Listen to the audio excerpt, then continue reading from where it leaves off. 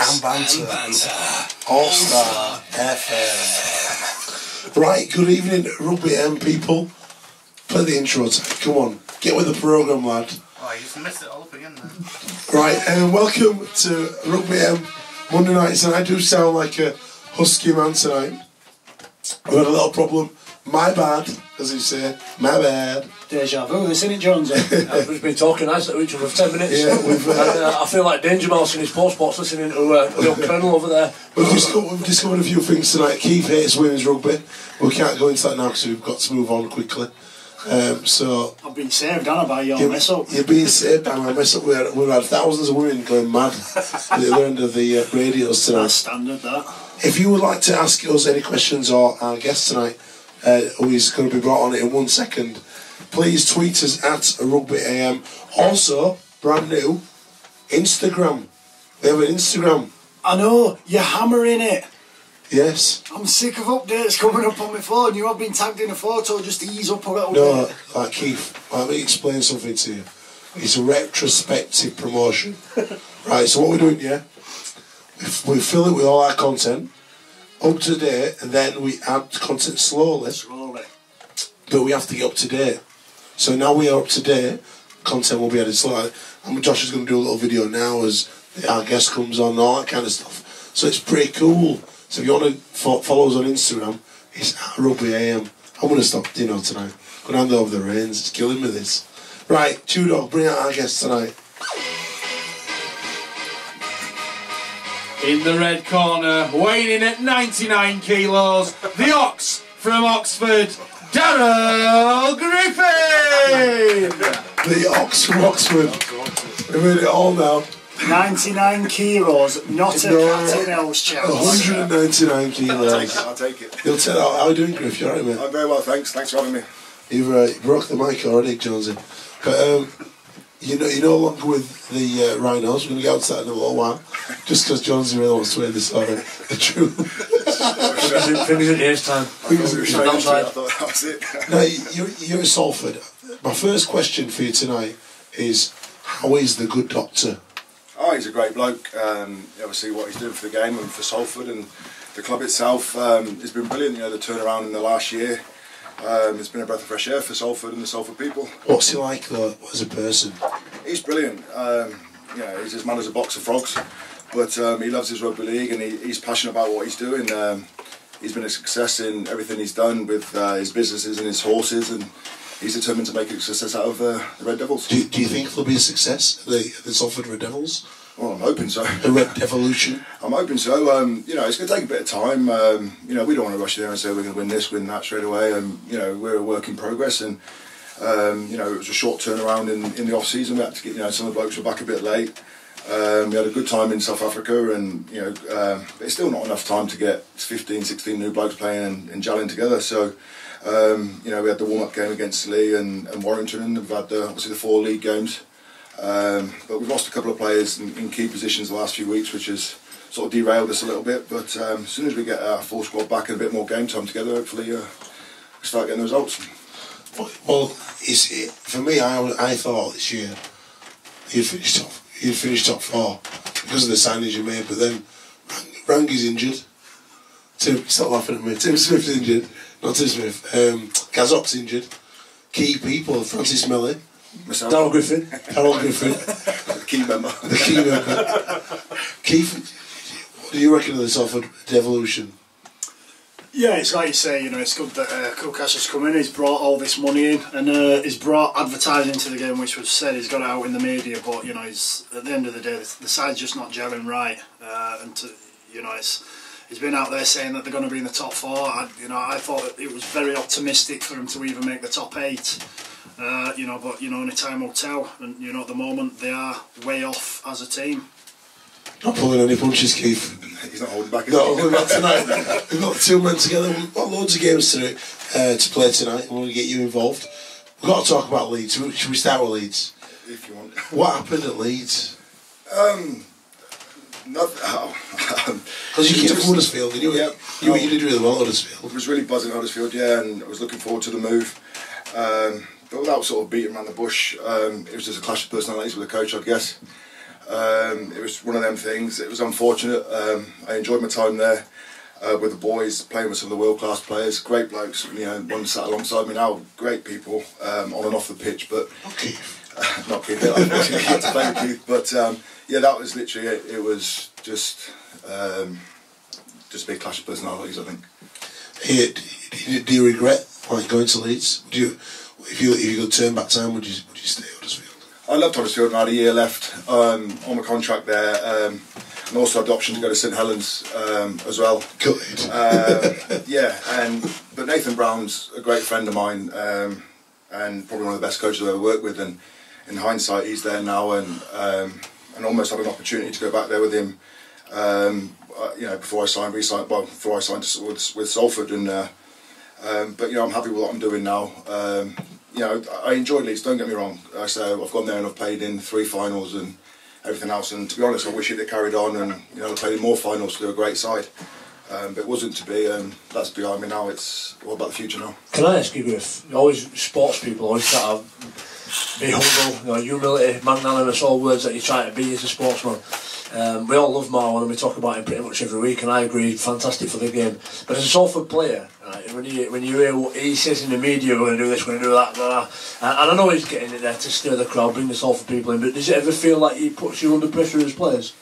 No, you know, we understand it's all about column inches and it's about media. You know, all media is good media for us at the moment. I didn't feel any pressure. Some of the other boys, it might affect different people in different ways, but not us at the moment. You know, Nobby keeps us pretty grounded. He's an experienced coach. He's been around a long time, and you know what Marwan says sometimes, you know, is for effect and to get us out in the media and get people's, you know, we want to get the hopes up. We want to get the buzz around Salford, around the place, and that's what he's doing. You know, but we just hope we can repay that in the players. And when you see him on Sky Sports, he's almost assistant coach to Nobby. Sat near him or next to him is very much a part of the Sky cameras, and particularly on the other night when they played Widnes, he didn't look too happy and he steamed off down the tunnel. Does he ever come into changing rooms and give it what for? Does he have a voice in changing rooms? He's the most hands-on chairman I've ever met.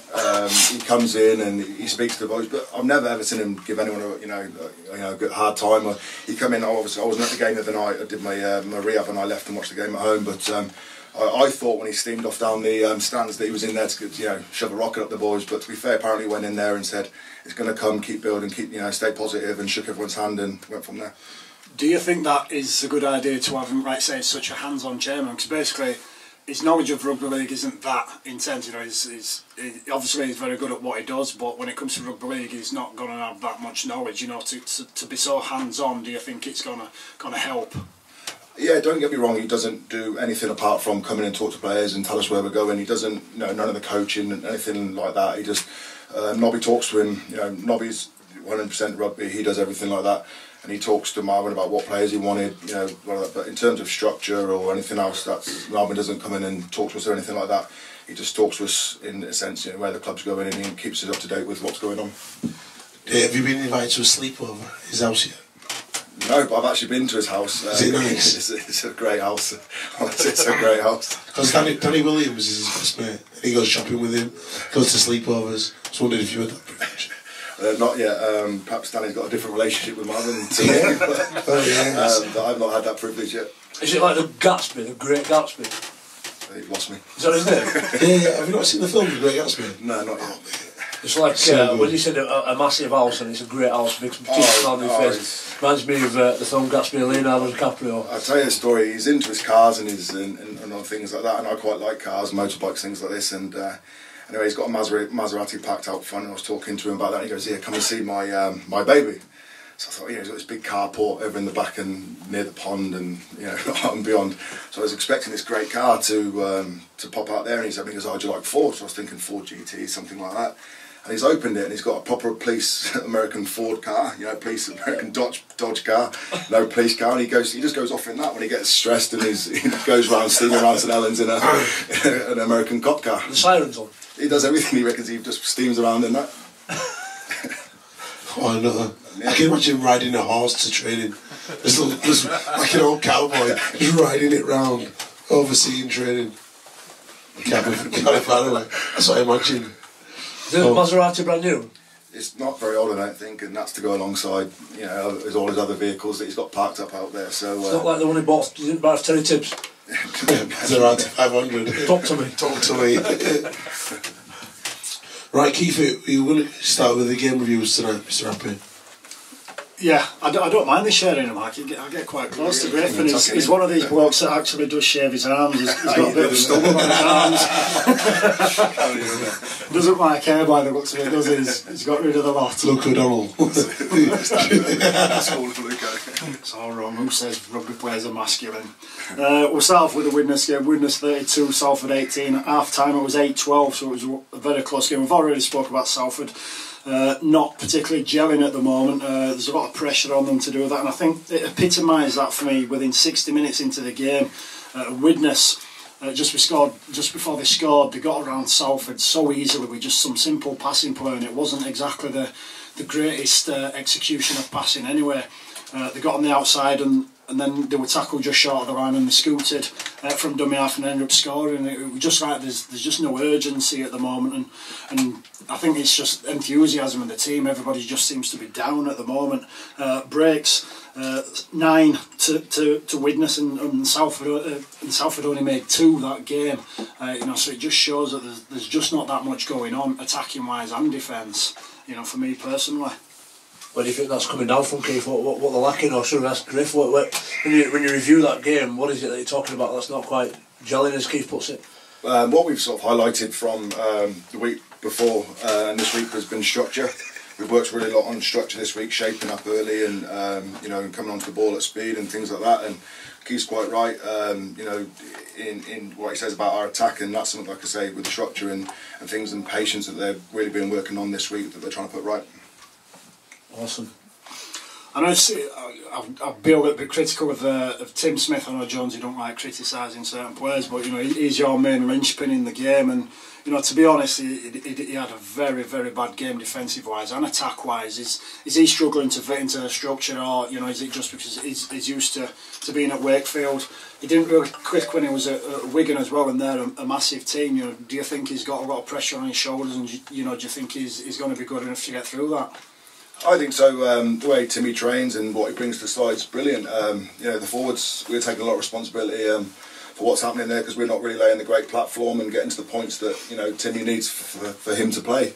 But I think once we're only 4 games in, and but once we get Rangi back, he's obviously a big linchpin for Timmy, and that he'll take a lot of pressure off Timmy at the moment. But once we start getting to our points for Timmy, he'll start stepping up to the mark and pushing us around the park. Do you know what Keith mentioned there about getting through that? I suppose the mental side of the game, massive. It's at least 50%, I think, as a player, getting your head right, and that helps you perform. When I interviewed Marwan a few months ago, last year, I've probably not heard too many stories in Rugby League anyway that's more inspiring than his. Does he ever, on a trip away to South Africa or any time in particular, has he ever sat down and give you any of them stories and tried to be an inspiration in that regard? Has he got any real deep, lifelong lessons that you might feel from him? No, he's not coming to any depth really. When we went away to South Africa, they sent these 2 guys with us who we did a lot of soul searching then, because everyone was sort of worried in terms of making everybody gel. So they 2 friends of Nobby's come out with us, and it was quite an emotional time. There was parts where we talked about individual goals in front of everybody and trying to get everyone to gel and really open up, and we had to spend a day in a room. It was about 4 or 5 hours all together. And everybody would talk about their life stories growing up, the tough times, the backgrounds that they've come from, anything like that, to really get the boys to open up, because you've got your leads, as you've got the core of that team have been there for a long, long time. We're talking about a whole new team that's been put together really in an off-season, all the key players to come in. So we were sat there and it was quite emotional blokes. There was blokes breaking down and crying and talking about things. Who cried? Who cried? Tell us who cried. Who's a crier? Who's the biggest crier? I can't go in there. Nobby had really, Nobby's story was quite a touching one, an emotional story that he had growing up. He started all the boys off to get the feel, and the bloke that we had with him, I don't know if he was either a psychologist or psychiatrist, but he'd pick up anything, like we said before, it's a macho sport, rugby, and some blokes don't want to talk about that and show emotion, but this guy was really probing into your background and making you talk. And they were saying, he was sort of losing it and crying, and there was boxes of tissues flying out, and lads were crying at other people's stories, and you just don't believe how strong some of the people are in the game and what they've had to deal with, and that's part of what Marvin's put together and Nobby's put together in his experiences with different clubs. Mate, you can't be a good cry every now and again. When was the last time you cried, Jonesy? I quite regularly. I haven't done this year, but I did a couple of times last year, if I'm honest with you. I'm quite an emotional guy, me. You know, I am. I just wanted to ask you, South Africa, a long way to go, 10 hours on an airplane, fantastic place, you know, as a pre-season training venue.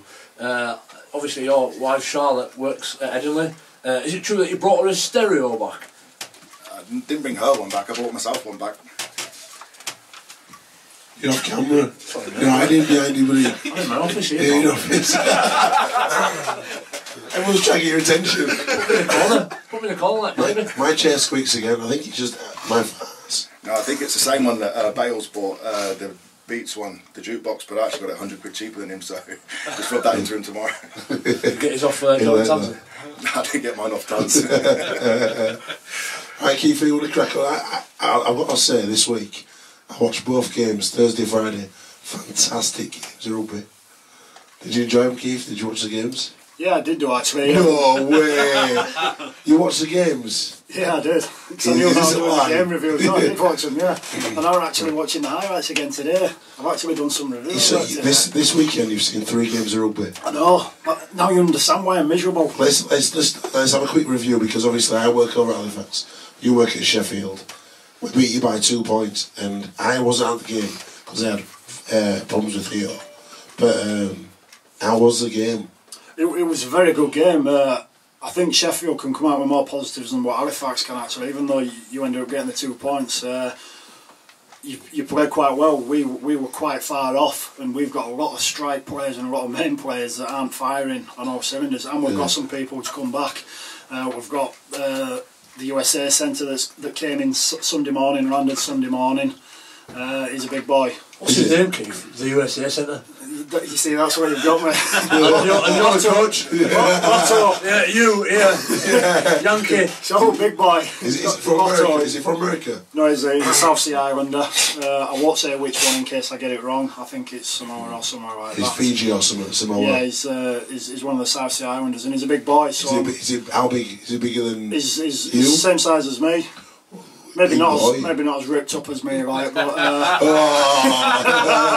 get that in. but yeah, I'm looking forward to him. You know, Sheffield are lacking a little bit in the centres, so hopefully he can lacking in the centres when you've got Menzieri. He's off. I'll say it. He's off at the moment. Where's he gone? Yeah, he's off his performance at the All moment. right. You know, he's one of the players that needs to put his hand up a bit, because he's a big player for Sheffield, and he causes a lot of damage. Mate, He's a cannonball. Sheffield versus Halifax at the end of last season in the semi-final. He destroyed Steve Tyrrell. Oh, he's a typical Papua New Guinea, and he's just solid. And he's one person that you just do not run straight at. There's certain I players would run at him. Get him down here next week. I will run at him. Bring him down. I'd happily pay to see that. I'll run at him. Right, okay, I'll try and set that up, because Seriously, that will be we'll video him for Rugby AM. max. I'm going to smash that Biggie Menzieri. Who does he think he is coming to our country? He just does a flying squirrel and just throws Mate, everything I'm at going to it. smash him. Tell him at training tomorrow. He's mine. Just saying. Hashtag that. Can I quote this on Twitter? Yeah. Menzieri versus Alex Simmons next week in my garden. Boom, he's on. Saying it. Talking about being nipped up, Keith, did the St Helens Marathon yesterday, was it all about? Oh, no, 10k. It was only a 10k, Jonesy. 48 minutes, super time. Unbelievable. Chuffed with that. The last time I did the 10k was the Abbey Dash, and I did it in 52. That was a PB, so I'm happy I've knocked 4 minutes off that now. How's that compared to our friend Matt Lewis? Because he reckons he's better terrible. than you. No, he's terrible. Honestly. He did the Great North Run, and I think he was 2:15, 2 hours Yeah. 15. I just broke the 2 hour mark, so he's way off. You've got him. Oh, he's in my pocket. Imagine if your knees were good. I know. But seriously though, it's like, how are your knees? In bits. I can cope with the 10Ks. Yeah. It's not too bad after the 10Ks. And how did Big Bird do? She did her PB as well. She was in 54, so chuffed for her as well. She knocked Did 2 you minutes. bench each other afterwards? Of course we did. We had a fight, we had a punch up, and we had a bit of a wrestle. That's what we do. That's how we roll. Do you love her? She's thinking about playing women's rugby league, Keith? Yeah. Imagine her. She would actually be quite good at it. Actually, she loves the physical. She does kickboxing. She does the fighting. And Do you love her? where's this going? It's cold tonight, isn't Do you it? love her? Swiftly moving on. Can I just say, mate? We've got game reviews to do, Jonesy. We're waffling again. On Twitter, I couldn't believe it, mate. You don't go on Twitter, Jonesy. No, I don't, but I've been forced. Alex forced me into having Rugby AM Twitter on the thing. Something flashed up, and there's a woman on there, and she said, something like, after Saturday, the work they did at Stanley, this woman said, Keith Senior is a real role model. Yeah, all the work that he does for charity is an inspiration. And my first thoughts were, is she having a laugh? But I'll be honest with you, mate, we were saying before we realised we weren't on air that you're a changed man, you're turning into a nice guy. You're not the evil Voldemort that you used to be. No, it is quite nice. I'm now a charity whore, so it's nice to be called a whore in a good respect, in a good manner. But you're still giving your money away, aren't you? Only before you was giving it to ex-wives. Now you're giving it to Robert Charity. I love that. Come on, Jonesy. Get in. Get out of your office. You need to be on camera. I know, mate. I'm trying to stage a coup here. Yeah. You can take this all day, mate. Right, we'll do the Huddersfield Leeds game. Cool. We'll move on to Huddersfield. Jonesy, obviously you're going to speak mainly about this game. 12-12. Get on the camera again. We need your pretty face on this camera, Jonesy. 4-6 at half time. Looking at the stats, even along the board all the way. Leeds making 8 breaks to 4. Which is quite a big shock actually, because Huddersfield 4 tries disallowed from the video referee. So, you know, that's something that could be quite controversial, but, you know, it just shows that Leeds aren't finishing off the breaks that they make. No, and Leeds started really well. I thought they had a lot of ball, and I remember sitting around Bailey, you watch as soon as I go on, tide will change and we'll be defending some dropouts. And Leeds was doing well until some kid who hadn't played for 5 months went on and it all went a little bit pear-shaped for a little bit. Took a settler on last play. I've had loads of hammer off Tudog, thanks for that. No, it was brilliant, mate. I tell you what, I love being back in the cycle. Yeah. It's not better than playing that game on a weekend, being tired all Sunday and aching, and then being back in that cycle every week. It's brilliant. But tough, obviously tough at Huddersfield. I thought they played real well. They beat us last 5-6 times. And, 5 times on Bills. You know, although we didn't get a win, it's great not to have lost as well. But a lot of things to build on, I think, for us. But let's say, enjoyed myself. We've got Jamie Peacock immense again. Looked at his stats. 221 metres. Yeah, looked at his stats. Double anyone else. Tackles. 47 tackles. Yeah, looked at his stats today. Broke a record on our KPIs, if you like. 80 minutes from a 36-year-old man. Unbelievable. It's time, Keith. Get that knee. Yeah, get that knee fixed. Yeah, I reckon you could still do a job. What do you reckon, Keith? I'm getting too old now. It's too nice now, isn't it? It's nice. I think it's though, Jonesy. It's like, I spoke to Luke O'Donnell this morning, just catching up with him. And he said, I said, how's things? I said, we had Kev Brown last week. He said, send you regards. And he said, I said, Leeds played Huddersfield tonight. We did the win. I said, yeah, they had, because Luke always goes on about when he got sent off for the shot. Oh, yeah, they on Bailey. No, not Bailey. The other time he got sent off on Kirky. Oh, yeah, yes. And it was an head clash. We got sent off for it. And he still now, to this day, goes on about video refs. How every game should have a video ref, because he said as a quick decision anyone who got sent off, he goes, we still beat him though because of crap. That's what he says. He's a bit of a Leeds hater, is Luco, but he said how did they go? He says actually they got 4 tries chalked off by video ref. Lucky Leeds. Well, Luco, is it Colin? Luco, yeah. I don't call him Loco, man. He's mad if they play against him. Why would I play against Luco? You're talking about smashing people in your driveway, innit? I was like, yeah, one time me and Luke had a few beers, been out for a couple of days, and we did decide to we did decide to wrestle around my kitchen, me and Luca, and Mace had to break us up, and he has punched me twice. Your kitchen's tiny, there's no way you three could even fit in there. Like Mace up like referee, and me and Lou were just like throwing each other all over. And I'm good for about a minute, and then I fatigue, and then Luke just runs all over me. But yeah, he punched me once straight in the face. That really hurt, and I wasn't expecting it. Nearly knocked me over. What a bad time. Just thought to throw it out there. I just said, Jonesy, what happened early on in the game? Did you pick up another tweak? I think it looked like was it your knee again, or did you just get a little bit of a panic? Exciting. No, I've got one of my knee locks up now and again. I've got a bit of a cartilage problem in there, and if I go do the exact same movement as what locks it up in reverse order, 80% of the time it unlocks. So Kudjo's tackled me, he's locked my knee up. I've had to play ball with my cartilage locked, and I've just undone it myself. Thankfully, by grace of God, it come undone, and it wasn't my bad knee. But I did panic. I'm just reliving a moment then, sorry. Thankfully, I managed to get through a good 55, 60 minutes, and that was just a bit pop. Right. Yeah, I was happy because I was a little bit devastated. I thought, it's his knees gone again. Is John to get 11 of the week this week? Does he get it? Nah. No, you got someone better. No, he can't get 11 a week. He don't believe in all of that, so I can't give it John. Oh, yeah. Do you get the email? Yeah. Oh, I don't think we should be negative. I don't like criticising other players. Well, he's barely injured, or what? What's going on with Bales? I don't know. I don't ask questions. No, I just thought he might be injured. I don't know. I didn't ask. I was that excited about coming back to play myself. Didn't know I was on bench until I got there, and I was on it. And, Big Mitch making his first start season.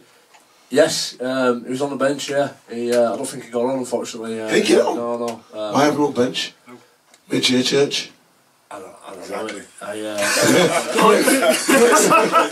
Oh, he's opened up a can of worms here. I tell you what, let me just step outside. Griff, why have a player on bench and not put him on? I have no idea.